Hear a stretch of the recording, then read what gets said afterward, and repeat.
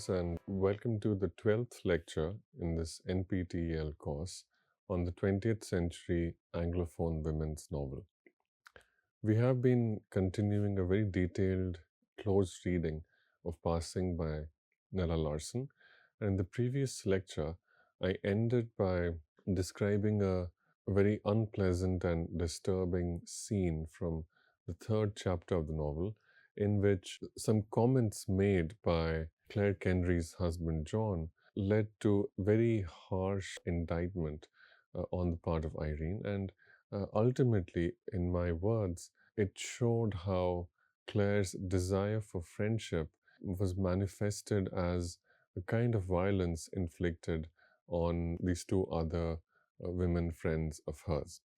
And there's a quote from the novel, and the narrator, speaking for Irene using free indirect discourse, expresses this sense of indignation, this sense of almost being violated, almost in these words. So by the time the chapter ends, Irene is leaving and has gone down the elevator with Gertrude, leaving Claire with her husband in their house. And Irene expresses to Gertrude that it was risky, that it was not right, it was dangerous. It was risky for these two women who did not pass permanently. And so Irene describes Claire's audacity, Claire's indulgence in these words. She had wanted to be free of the other woman. Right? That is, she had wanted to be free of Claire, to be alone, for she was still sore and angry.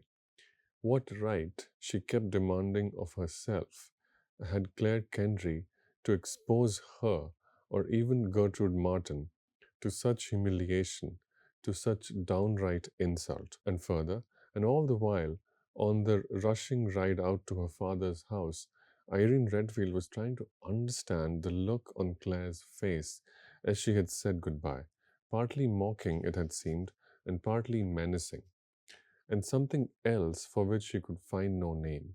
For an instant, a recrudescence of that sensation of fear which she had had while looking into Claire's eyes that afternoon touched her. A slight shiver ran over her, right? And so, this is the first thing to note, that the relationship between these two women has always had this very strange mix of very powerful contradictory feelings. On one hand, there is a very strong moralistic judgment. Irene thinks that Claire could have done better. Claire could have made better choices. That is, Claire could have prioritized her community, her family, other people, that is, human beings other than herself. Claire might have prioritized other human beings a little bit more, and Claire has not. Irene knows this and declares that Claire has made the poorer, the less moral choice. This is one set of feelings that Irene repeatedly articulates. On the other hand, very related to this, in fact, you could say the flip side of this very harsh moral judgment is a sense of attraction that Irene has towards someone who has had the courage to make the choice that sometimes, at this point, Irene believes is actually the right choice. That is to say, Irene very, very slowly, taking almost microscopic steps, steps that are so small that they are not even recognized. Irene is moving in a different direction. Without even her own conscious knowledge, Irene is moving towards an acceptance of the fact that Claire has actually made the right choice. Or if not the right choice, the choice that might have been the more sustainable, the more logical, and the choice that if more people had had the courage to make, if Claire had not been alone in making that choice, then somehow that choice might not have looked so selfish or indulgent or wrong as it does right now. And this ultimately, as I keep saying, is the novel's tragedy, the missed opportunity, the failure to develop into a true socially transformative solidarity, and what remains confined to being merely a friendship, merely a friction of intimacy between two individuals, which in itself is quite revolutionary. I'm not saying that it isn't, but it also has the potential to become something that truly transforms the world, and at least the world of individuals like Claire and Irene, and that doesn't happen. So Irene has two very different sets of feelings. One is a moralistic judgment, and the second is an attraction towards the courage, the audacity, the freedom that's required to make a choice that is likely to be judged as immoral. So there's an attraction for both the moral as well as the immoral, and it comes from an understanding that morality is often an accident of fate, and morality also is determined by the kind of conveniences that are afforded to individuals by the economic and material circumstances in which they are born. Irene's morality is different from Claire's, and this difference can also be put down to a function of their different material and economic upbringing. So, this is a realization that Irene has very, very slowly. This is also a realization that doesn't happen through cognitive or intellectual or through study or through listening or through understanding merely the transfusion of ideas. It is not an ideational process, although ideas are involved, but the process is initiated through something that's much more tactile, something that's much more, for want of a better word, sensual. These opening chapters are full of harsh moralistic judgments, extreme ideation that Irene gives into as she tries to justify her own anger and indifference, but scattered across these long discursive passages full of ideas, very insistent but very clear, very obscure but nonetheless very clear, unmistakable statements that attest to the sensual impact that Claire Kendry's appearance, sight, her voice, her way of looking, all of these things have a very sensual impact on Irene Redfield.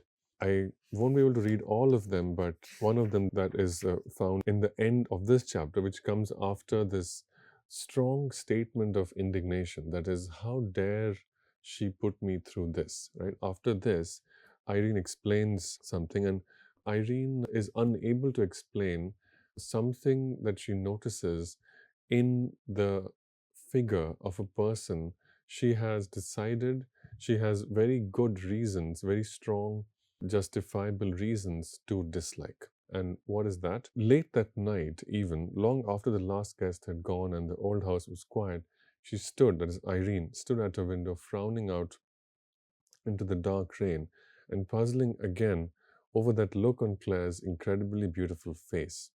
She couldn't, however, come to any conclusion about its meaning.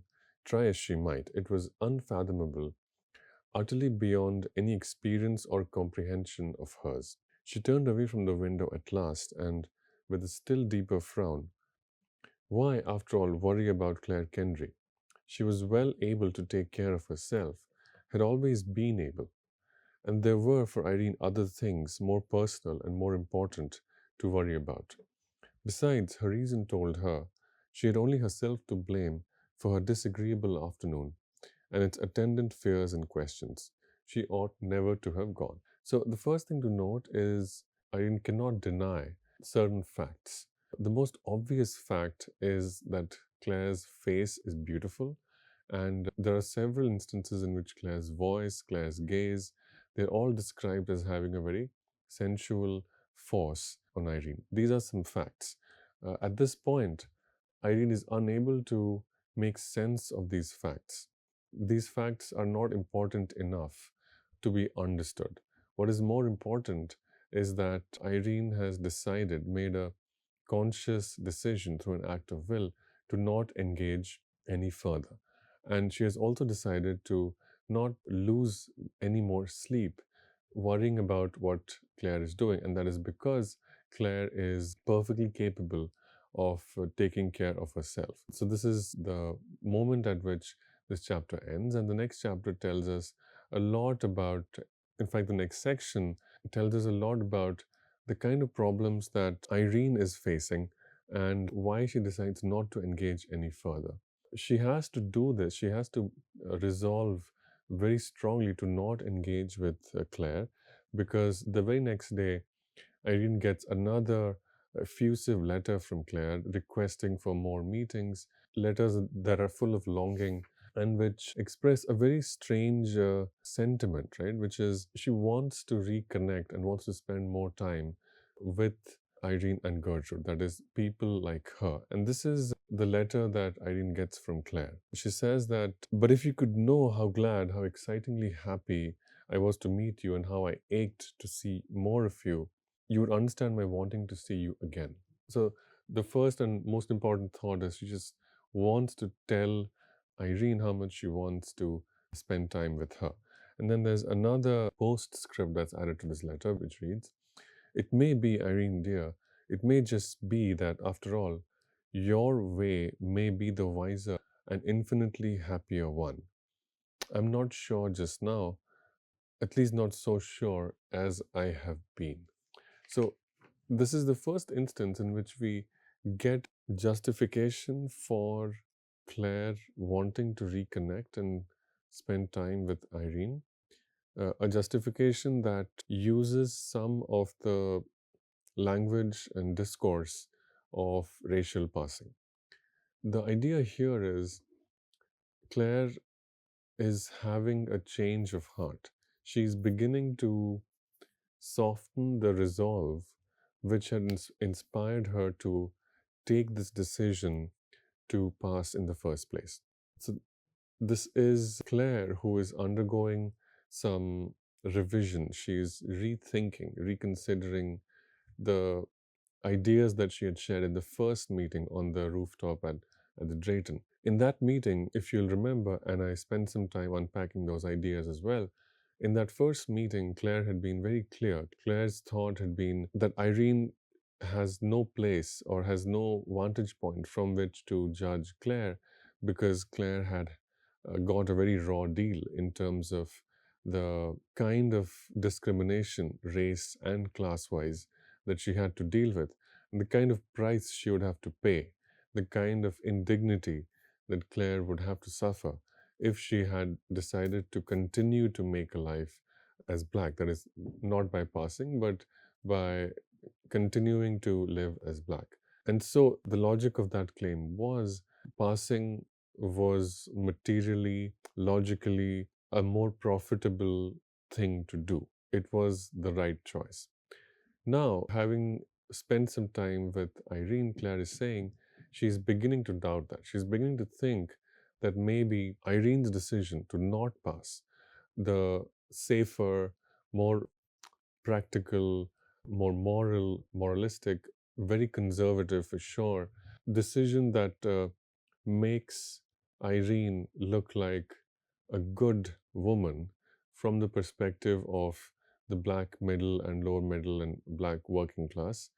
That decision, that way, as Claire puts it now, appears to Claire as the better one. And so, what does she do now? So, she wants to reconnect with others. She wants to maybe even try and explore the alternative of returning to the fold from which she had fled. This is a thought that upsets and makes Irene even more angry because she just has no sympathy.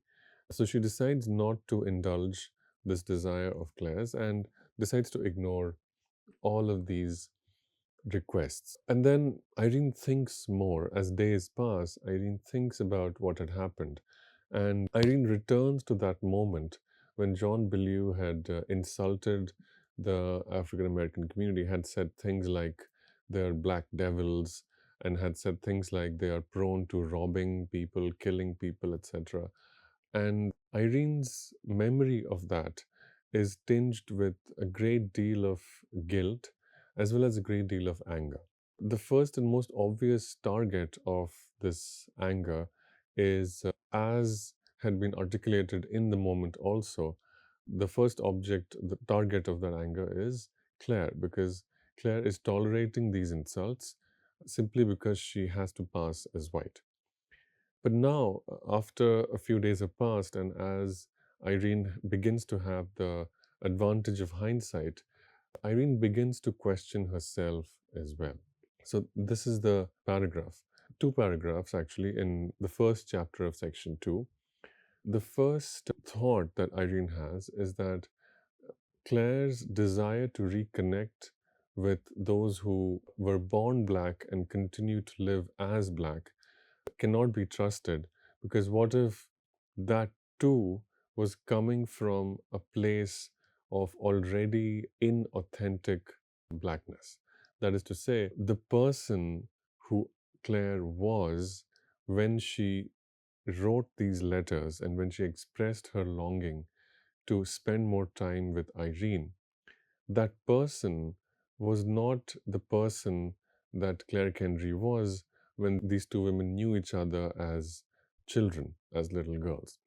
In other words, the person who is wanting to spend more time with Irene because she recognizes her as black, that person has already passed once and lives or spends most of their adult life, their public and professional and even private life, being identified as a white woman.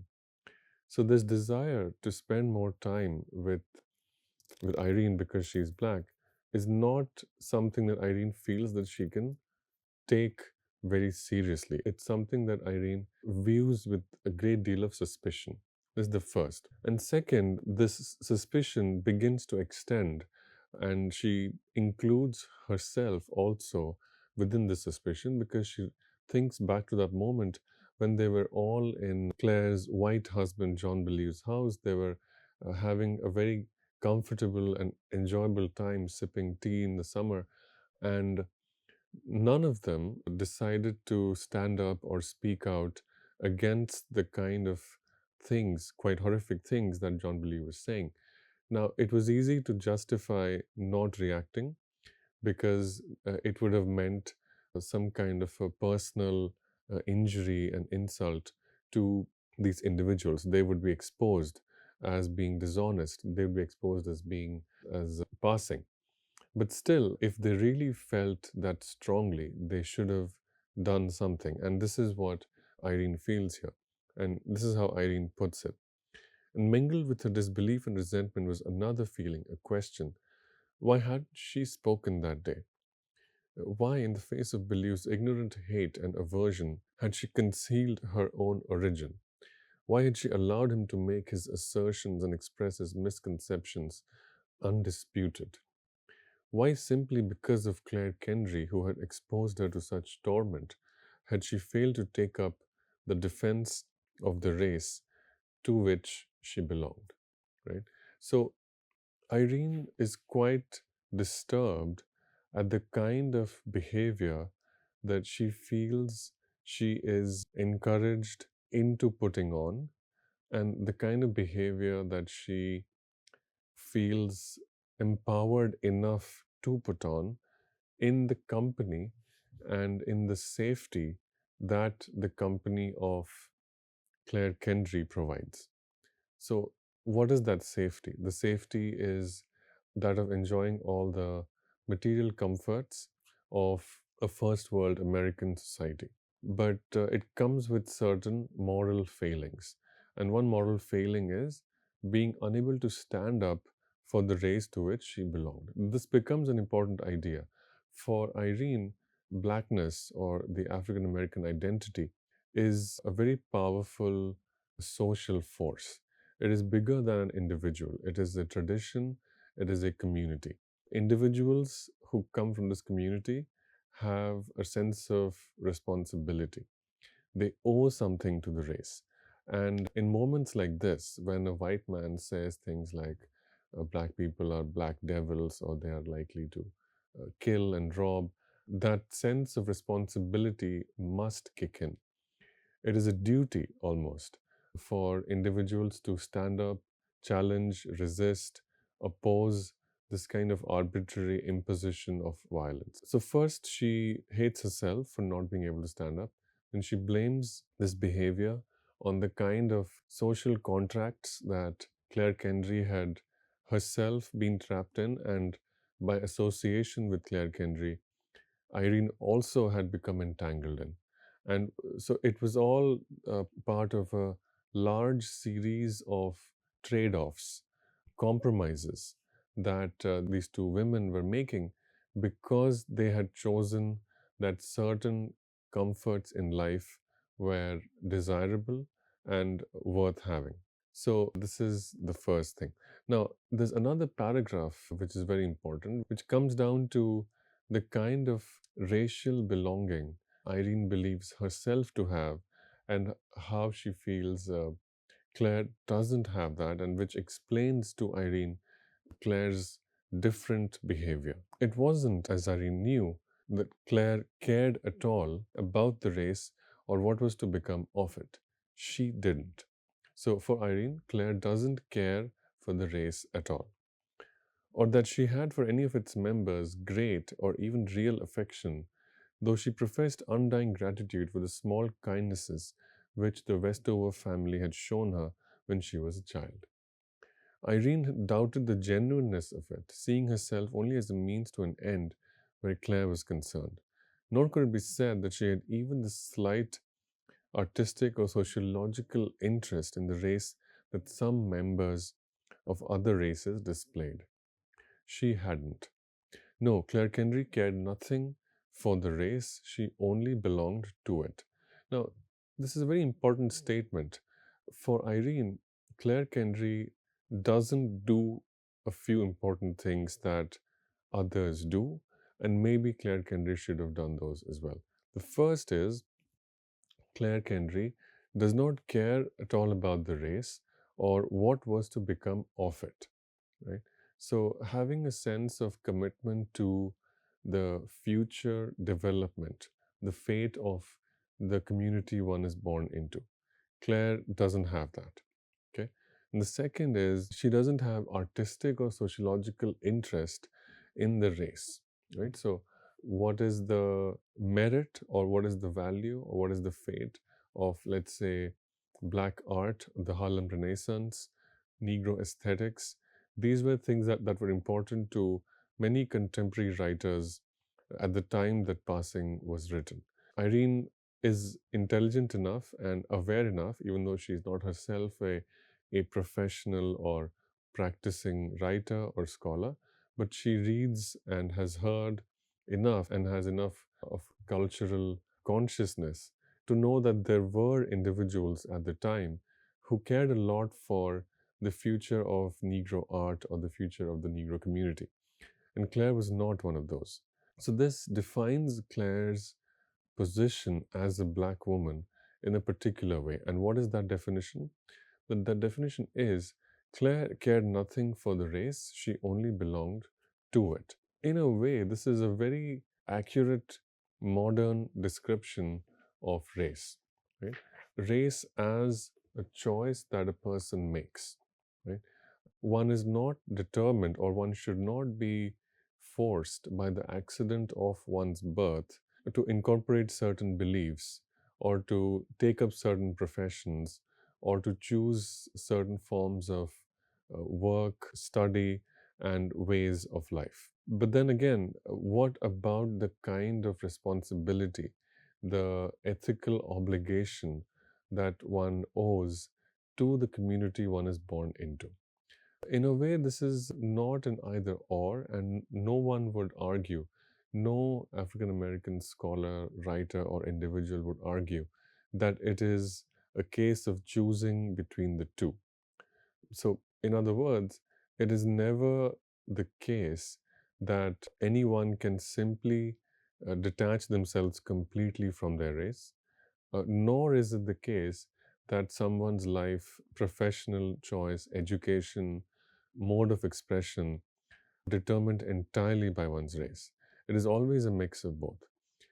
At the time that Passing was written, however, there was a great push from several writers for African American writers to ignore art for its own sake and to try and practice art from the perspective of a universal Black or Negro aesthetic or identity. A famous expression of that are poems in Langston Hughes's first and second collection called The Weary Blues, in which Hughes discusses the historically essential nature of Negro identity. Here, in this moment, there are some important associations being made with race and the kind of personality traits that are likely to develop from that accident of being born into a certain race. The key tension here is that of how one approaches the precarity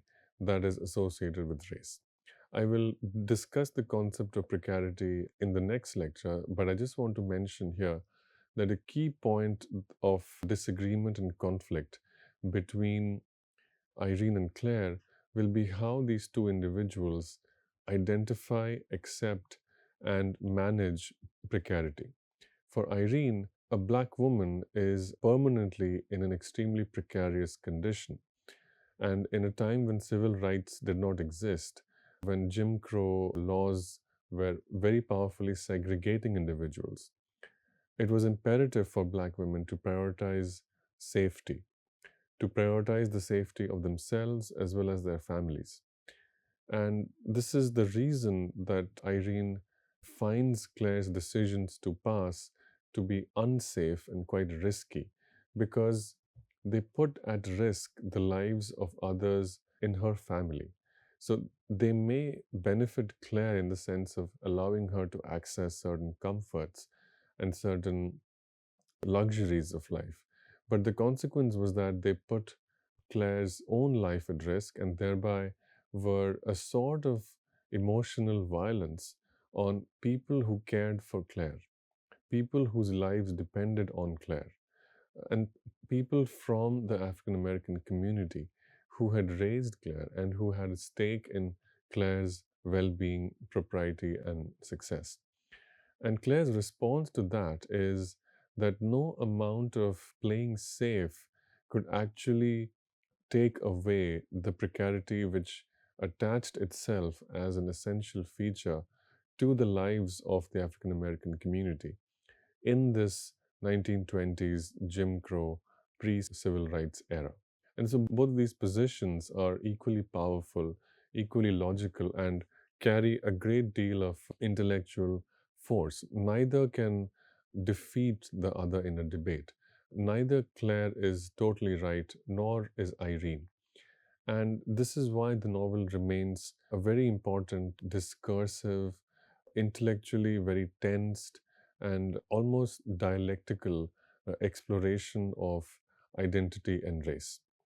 I'll stop here and conclude our discussion of this novel in the next lecture, also with an introduction to precarity, which we will continue to discuss in the rest of this course. Thank you.